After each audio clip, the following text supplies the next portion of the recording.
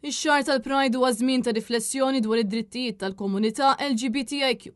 Sostna dan il-moviment Graffiti meta fi stqarrija insista illi l-Marċ tal-Pride li huwa l-qofol tal-attivitajiet waqt il-Pride Week mhuwiex biss ċelebrazzjoni kulurita imma manifestazzjoni politika. Intqal li f'Malta kien hemm progress f'dawk li huma liġijiet u politiċi li jipproteġu lill-komunità LGBTIQ+, iżda xorta hemm numru ta' nuqqasijiet hekk kif il-klinika tal-Gender Wellbeing f'Raħal Ġdid ilha ma tiffunzjona kif suppost għal aktar minn sena. Preżentament il-klinika qiegħda taħdem mingħajr psikjatra għaliex il-psikjatra li kien hemm qabel m'għadix disponibbli. Ħafna żgħażagħ li ilhom żmien jistennew dan is-servizz kellhom jirrikorru għal kura privata minħabba li s-servizz tal-gvern ħalla lil ħafna jistennew tanti li ma felħux jistennew aktar biex jibdew il-proċess ħalli jkunu jistgħu jħossuhom komdi bil-ġeneru tagħhom. Kwistjoni oħra li l-gvern ilu jinjora minkejja l-weda elettorali tiegħu hija li jipprovdi il-PrEP u l-PEP b'xejn mill-isptar. Għalkemm Malta għandha waħda mill-ogħla rati ta' dijanjosi tal-HIV fl-Ewropa,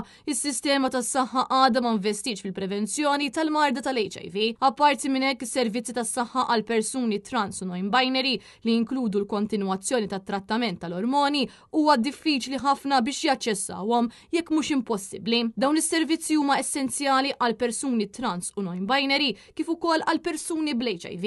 Intant fl-istqarrija l-Moviment Graffiti stqar li kienet tkun ħafna aktar gburija li Malta tkun l-ewwel pożizzjoni fl-indiċi LGBTIQ+ Ewropew kieku drittijiet tal-komunità kollha kienu imħarsa. Kien għalhekk li appellaw lill-awtoritajiet biex jieħdu l-opportunità u jieħdu azzjoni favur din il-komunità.